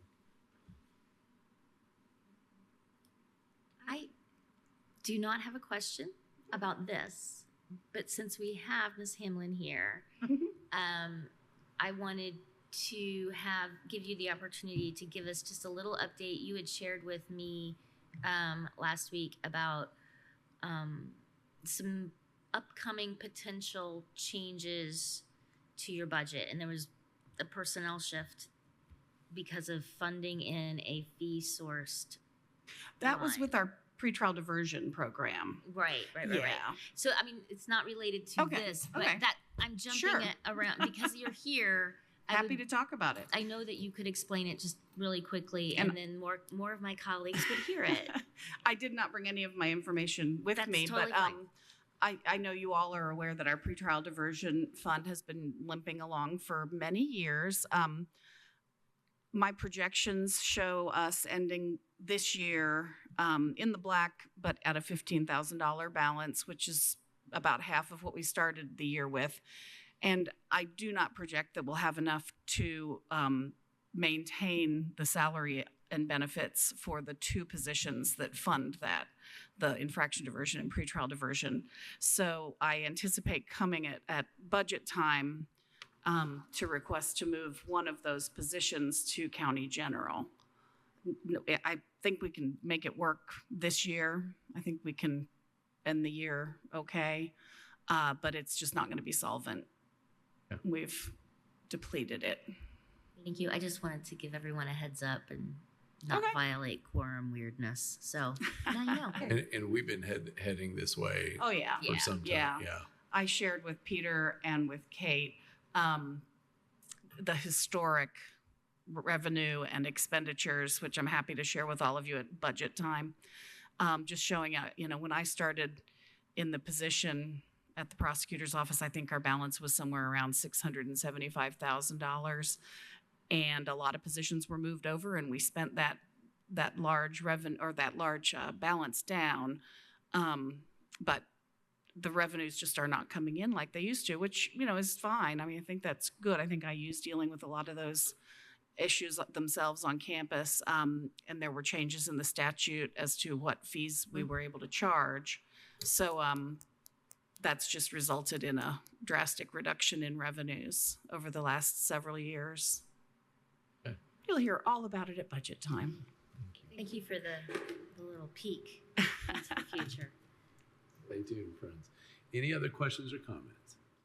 Well, seeing none, we'll go to comments from the public. If you have them, come forward in the NATU Hill or raise your hand on Teams. Seeing none, we'll go to a roll call vote. Counselor Wiltz, Yes. Counselor Munson, Yes. Counselor Deckard, Yes. Counselor Crossley. Yes. Motion passed unanimous. Thank you. Am I supposed to sign a sheet here? Because there isn't No. one up here. Okay, great. Thank you, Beth. Have a good night. We'll move on to item number 13, a request from Parks and Recreation.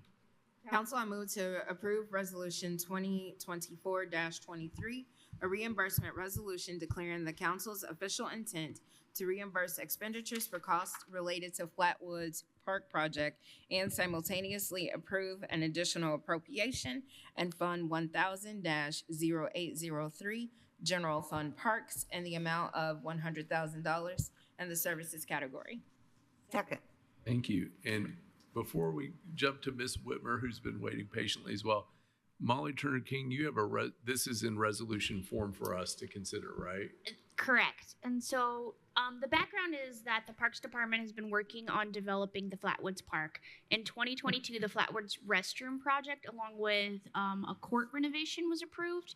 And Ms. Whitmer will be able to provide more details about the project, but in essence, it includes the installation of a prefabricated ADA bathroom and the demolition of the existing pit bathroom, as well as installation of utility services to the restroom and a maintenance garage, and the renovation of a basketball court to a pickleball court. Well, as the project started, it's now projected to be up to $100,000 short. And so at this point, the council has two options or two possible actions to consider to address this shortage of funds. Council can appropriate an additional up to $100,000, probably out of county general, and then sign this resolution, which I've prepared, which in essence says we're appropriating out of county general now, but once we get the bond proceeds in later this year, we will take that and reimburse the expense out of county general. I think that's ideal because that allows the project to continue to move forward in 2024. Although the restroom itself may not be available until 2025, there's still aspects of the project that can be completed in 2024 in preparation for the installation of that bathroom. The second option is that the council does not appropriate the $100,000 now, and that the shortfall is just included in the 2024 bond project list, which means the money would not be most likely available until like November of the year, which could potentially mean that work that could be ongoing now, may not to be able to take place until 2025, and then you get into the cost of inflation and on that. So I think if council wants to go ahead and appropriate the $100,000 now, they would have to prepare this or pass this resolution. And I worked with our bond counsel. They've reviewed the resolution. It's a resolution that we're required to have in the event that you do this. Ms. Whitmer, what more can you tell us about this? Just so you know, Andy Knutz is here from Blutzel, Rigger, Cooper, James. He's the engineer on the project. So if you have any specific engineering questions, because we can go out to bid in the next 2 weeks for this project, and plus we'll know what we need to come in. But we are going to probably be short about $100,000, and if we don't start it now, I will guarantee you the cost will increase. The bathroom may be delayed. We may miss a whole nother season. And right now we're using pit toilets, no running water, no flushing toilets. So if you need to wash your hands, you need to do it in the drinking fountain outside. Not the best hygiene. This will be 4 ADA units that have flushing toilets, running water in the sinks. There'll be ADA, very nice. It'll be a big improvement. We just put a lovely playground in. We're renovating the trail system. We're going to renovate the basketball courts.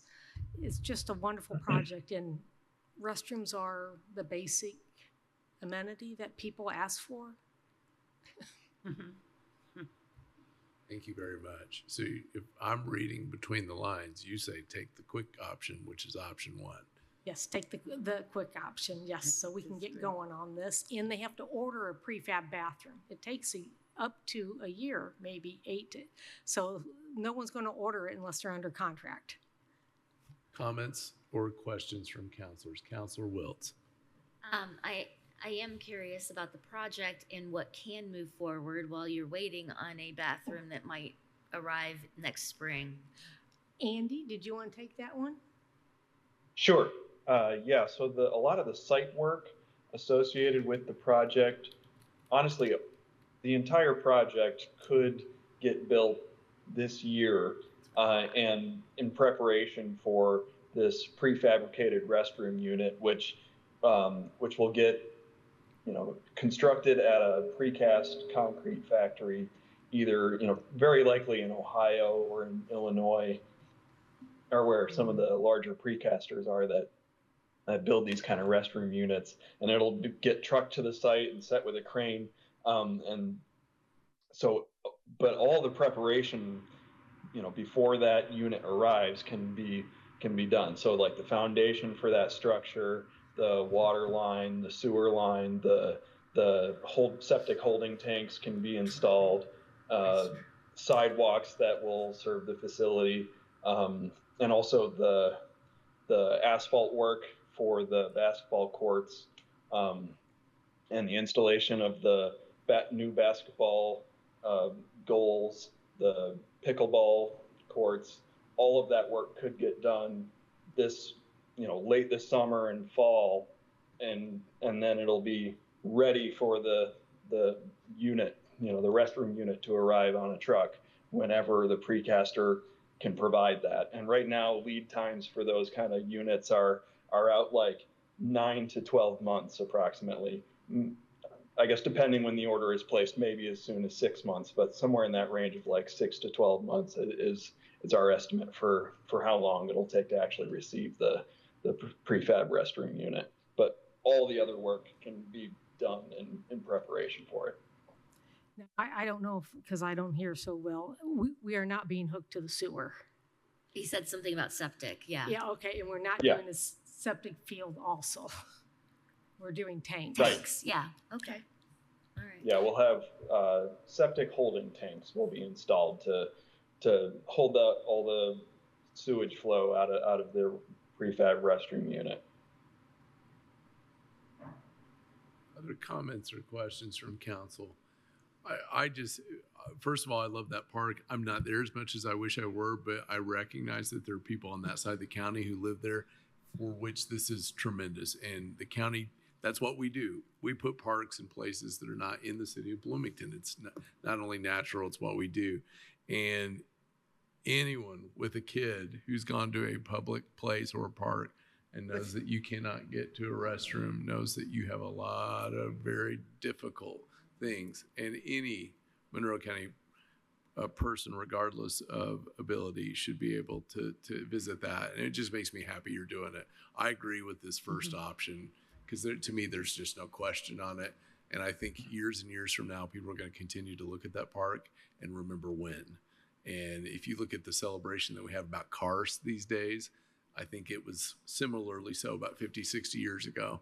And so this makes me happy you're looking at the area of the county. If anything, I'd like to tell more people about it. So I'll be quiet.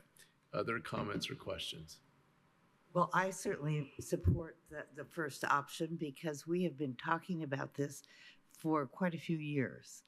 And people's expectations are that, well, surely it's done by now, but it's not. We've got to continue to have progress on this, and the sooner the better. All right. Sounds like we've got council comments. Now let's go to public comments. If you have some, come forward to the Nat U Hill or raise your hand on Teams. Seeing none. Let's go to a roll call vote on the resolution.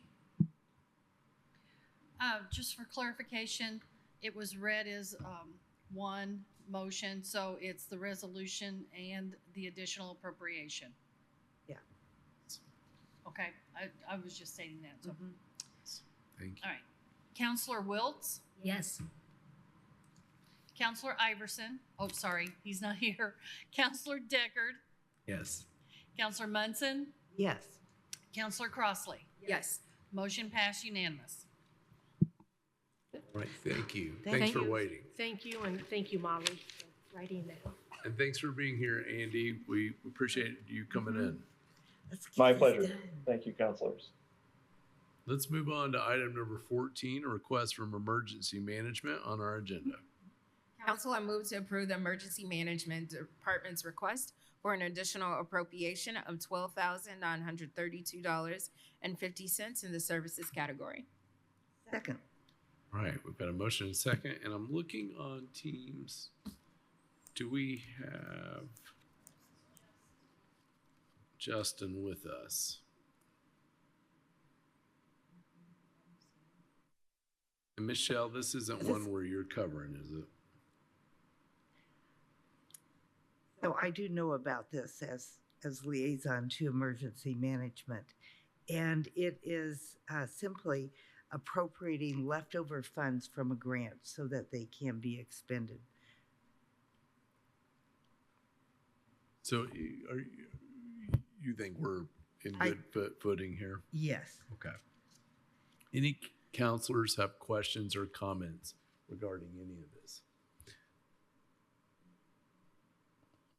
Okay.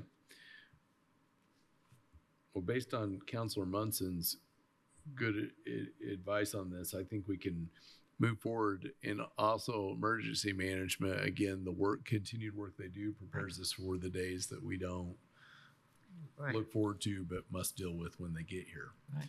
Well, I'd like to add that this grant funding was for county multi-hazard mitigation. And this is simply leftover funds that the federal government asked for these to be spent for this purpose. All right. Any other comments from council? Seeing none, let's go to comments from the public. If you have any, come forward in the Nat U Hill or raise your hand on Teams and we'll get to them. Seeing none, we'll go to a roll call vote on the motion. Counselor Wiltz? Yes. Counselor Munson? Yes. Counselor Crossley? Yes. Counselor Deckard? Yes. Motion passed unanimous. Okay, we have one last item on our agenda, and that's item 15, which is an update from our legal counsel, Molly Turner King, on paid leave policy as it may be developing. Correct. So apparently I woke up this morning and decided that I don't use PowerPoint enough, so I made a second PowerPoint.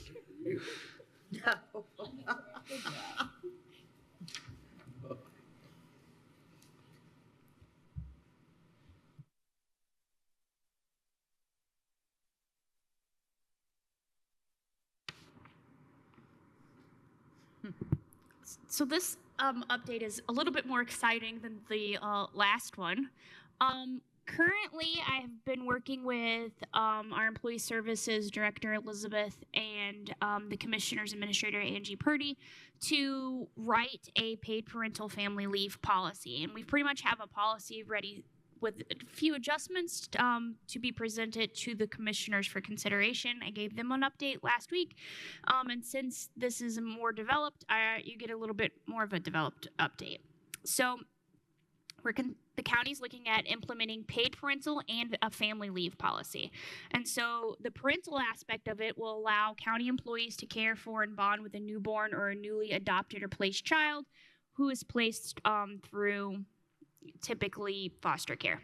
And then the family aspect of it now allows employees to address both their career and family responsibilities effectively and efficiently so that they can care for a parent, a spouse, or a child who develops a serious medical need. So how much leave would the county be looking at providing employees? We would provide 6 weeks of leave. Employees would be able to take 2 parental leaves and 2 family leaves for qualifying events during that employee's career with the county. The leave would run simultaneously with FMLA, and to be eligible, the employee would have to be eligible for FMLA.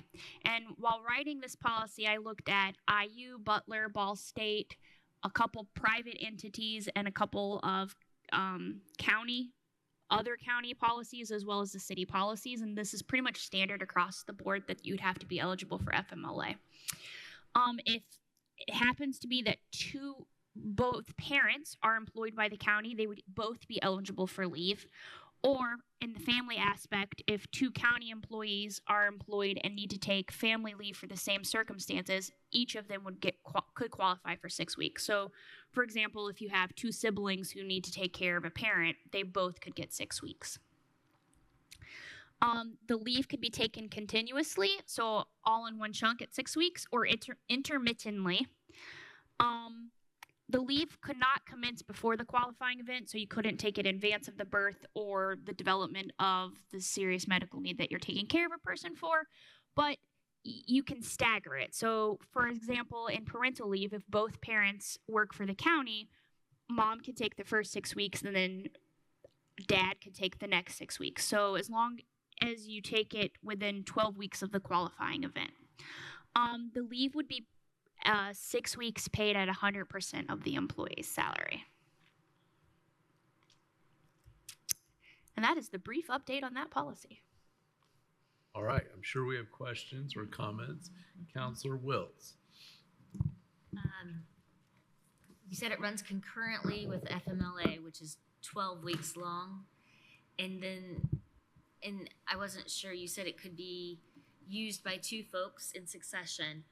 What if one of the folks is taking, and maybe this isn't possible, but like they want 2 weeks off and then they'll come back for three days a week, and then that kind of thing, and it staggers longer. Is that all still okay?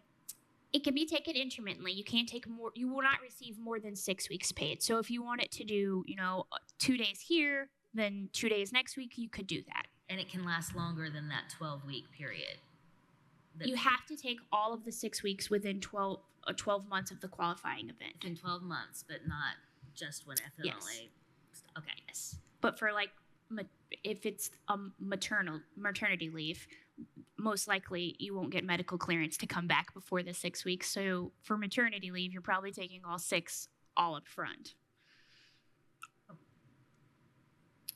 Or you could elect not to. Counselor Crossley. So a couple of things. One, this is great. This is exciting. I think that this is, I remember asking in budget season, and I was prepared to go into my 3rd budget season to ask yet again about this, because I definitely believe very much strongly in this, and for the county employees, how this could really benefit. I just think in terms of myself when I was a little bit younger, I'm still young, and having children here, how this would benefit. Not having family here and being able to stagger between my spouse, who would be able to, bond with said child that first 6 weeks, and then being able to have my spouse be able to take it, beyond my time. And so essentially you're having literally 12 weeks with a bonding experience, and speaking from personal experience, and having 3 children and having to quickly turn around and come back to work, and being a mom and realizing how much anxiety and emotions that you feel when you are literally leaving your child. There's just so much that people don't realize, how this can definitely affect, and how this is a great impact. And so I just thank y'all that is involved in this and your work in this, because I feel very, very strongly in this, and I really hope that this could go through. And also, the biggest part is that it's paid at 100%. I don't know how many times, when I had my first child, getting that pay and only having a small percentage of it. And that went very quickly. And on top of, did we mention how much childcare costs? Yes. How much that is a really big impact. So, a little bit goes a long way. And I think this is definitely a really, really great step in the right direction. My question after saying all that is, you mentioned that commissioners, you gave the update to them last week, and then it sounds like another update will be given. If all is good and everybody gets the green light, when does this take effect? When I presented to the commissioners last week, I said that I would put on their formal agenda for consideration or approval of the policy at their next meeting, which would be June 26th. It would be a personnel policy amendment, thus it would have to also be provided to the presiding judge and the prosecutor for approval. That we usually get a pretty quick turnaround, so I hope to see possible implementation by budget season. Great. That's really great. Thank you. Other questions? I have a couple, but I want to make sure I'm not. I guess let me go to the first question I've got. Does this mean that for the leave policy, would you have 6 weeks of your own time, or 6 weeks time we're providing, and then the employee would still have any personal benefit time that was already guaranteed to them just by working here. Is that correct? Correct. So under this policy, you would get 6 weeks of paid leave, and that would not be based on your vacation or your personal time. So for example, if someone was on maternity leave, they'd get paid for the 6 weeks. And then if they saved up their vacation time or personal time, they could use it for the additional 6 if they wanted to. They're not mandated to. They could. So you'd have the time allotted with this, and then anything else as you would be afforded. And then here's my second question. You had mentioned the qualifying event, I think, commencing what's occurring. So for a mother or a father and family, that would mean when baby is born, then you could begin to take the leave time. Is that correct? Correct. So for birth, it would be as soon as the baby's born. For adoption or placement through foster care, it could, and we're still working on the details, but potentially be from placement, like as soon as you assume custody of the child. Okay. And then for family leave, it's a little harder because typically with family leave, those situations you don't have notice of, right? So it would be from the moment that you learned the qualifying event. So if I was taking care of my parent, as soon as I could get the doctor to certify that I need to become the primary caregiver. One, and I'm going to offer a comment, and I'm not qualified to talk about anything related to birth. I was there trying to be supportive and probably failed miserably in all of that role. But the only thing I am a little worried about, and I haven't thought through family or other scenarios, but if a mother or father or family were told there's some portion of the pregnancy that is causing you to not be at work that week before, and let's say you're out of personal benefit time, we might need to think through that, because I know some people, 2 weeks out, and again, I'm not qualified for any of that, but I know circumstances do occur. That might be something to look at. The second thing I would just comment is, as everyone I think up here has talked about, and staff have certainly talked about, because we all work together so much, I think everybody up here, maybe with a few exceptions, has gone through some family event where you're figuring those things out. And I think that's becoming, I don't know why, maybe it's my age, I think that's becoming more common. But I think on this, we will probably need to be very clear to county workforce, all of us, kind of how that really works, because it is always the middle of the night. You find out, hey, everybody, we're now going to be at Methodist for the next 4 weeks or whatever it is. Mm-hmm. And so some guide throughs on that. And the last comment I'll make is I think the guide throughs become important, because I did see this when we had our youngest, and I saw this a lot even when my father was sick. The guilt of, well, the work must get done. And my gosh, you wouldn't want to short the Indiana election division of the state what they're due, or the legislature, because that's important. That is happening in every office. And I think we need to be very clear. If we do this policy, and I think we should, because we have asked about this a long time, and I want to commend the commissioners and their folks, as well as all of everyone involved in thinking through this. But if we do this, we need to be very serious about doing it, because that work guilt that we have out there can be like, well, only one person can save this dam today, and it doesn't reinforce this policy. So we'll have to figure out what that commitment means and spelling that out to folks. Okay, you've all heard me talk immensely about my dear mother, but work guilt made her work a lot for this county on days I'm not sure she should have. And I'll say that from this side of the bench and on the other side when I was a little boy.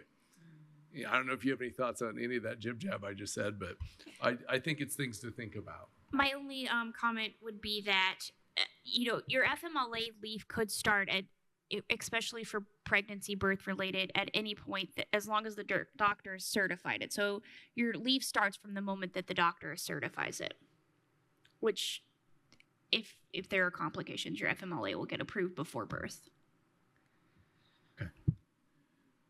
Other questions or comments? So this is a work in progress. If we have additional comments or wake up in the middle of the night and think of things, just reach out to you. Correct. And I've been working on some last minute edits to the policy. I hope to get those done. I'm going to say by the end of the week. I'll send I can send both the commissioners and the council the policy for review. And then if you have any comments or questions, I'm happy to ask them after you have the opportunity to read through it. Awesome. We'll be figuring this out step by step. I don't know if counselors have other comments, but I think it's awesome that we're figuring this out. Anyone else? All right. Thank you very much, Ms. Turner King. So that then takes us to item 16 was tabled, and we go to council comments. So anything anyone wants to talk about? No. Councilor Crossley. I feel like I'm on a roll today. So the only one thing that I will say is I appreciated the efficiency of this meeting. Very great, good. And the other thing is I know that the county is off on next Wednesday, June 19th, because that is Juneteenth. And that is a very important holiday that is now being recognized, and for us to take a moment to, reflect on that. And for those that don't know, that is the last, or that is the official day that the last of those that were enslaved were actually free. So I just wanted to point that out. And you can tune in more because I know that the city is doing a Juneteenth and annual Juneteenth celebration this upcoming Saturday, June 15th. At Switchyard Park from 2 p.m. to 7 p.m. So there will be a lot of fun activities ahead. So just as we think about why we are off, I'd encourage those to educate oneself if you aren't really sure on what the history of Juneteenth is all about. It's also my mom's birthday, so I'm excited about that. She gets to celebrate wherever she is.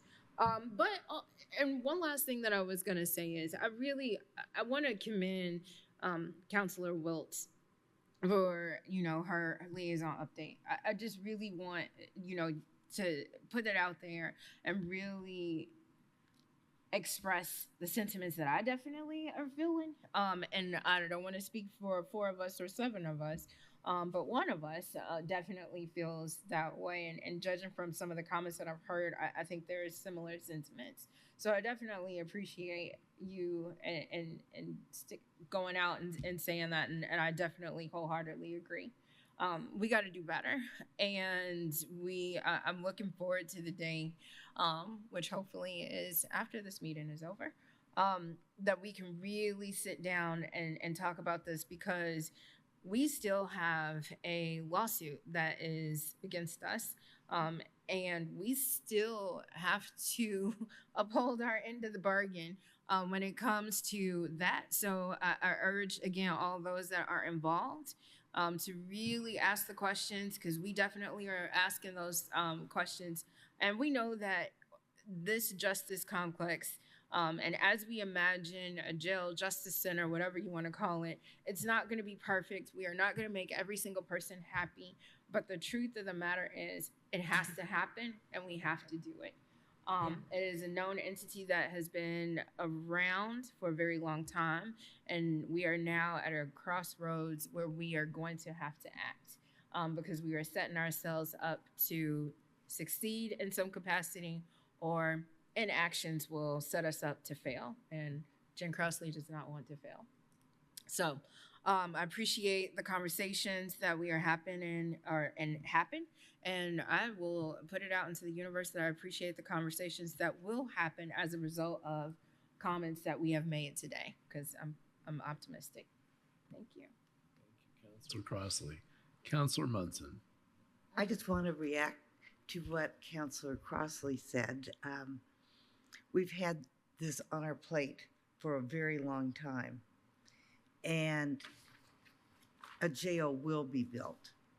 The only real question is whether it will be a decision of elected officials of Monroe County, or it will be another party, such as the courts, and not our local courts, but federal courts.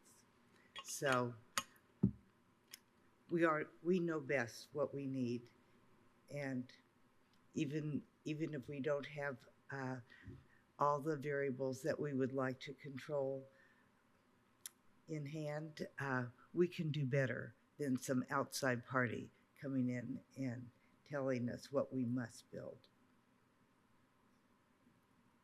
Councilor Munson. I have just a couple comments that I will make. First, next week I do want to wish a very happy Juneteenth remembrance. Yeah.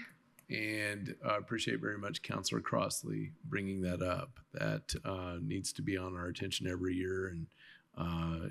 And here in the midst of the summer, we need to think of that. I also want to say earlier today, we mentioned in the meeting, we were out at SEMTRA celebrating the back end of some work that this council did by supporting that organization through our abatement process. At the SEMTRA announcement or groundbreaking, we got a tour. The governor was there. It's always good to see the governor back into our county. We had the state controller here a couple weeks ago. It's good always also to have those visits from folks out of state or out of county. It's also good to have communication with those state officials that's on good news in a positive day. I made in my remarks a note to the governor that when our terms began, his and mine, along with the other at-larges, we were in much different circumstances, and it was a good reason to have something to celebrate. And when I look at what SEMTRA is doing at that Curry Pike facility and the potential for jobs there, it alleviates me, particularly from a family background when I remember when the jobs were heading elsewhere and we were losing them.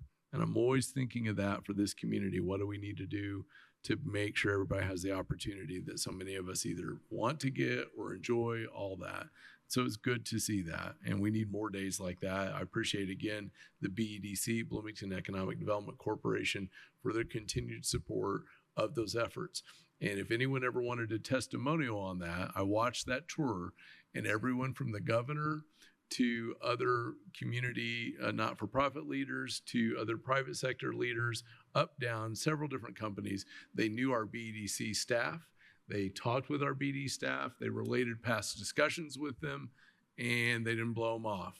And we need people like that doing that job for us all the time so that future families don't see job cuts. They see good opportunities coming in. The other second comment I'll just make, I congratulated the Bloomington Elks on their victory with the Board of Zoning Appeals for Bloomington, which supported them this Friday or Saturday at 5 o'clock. They'll not only do their Flag Day ceremony, they will dedicate that memorial to those who have served in our armed services.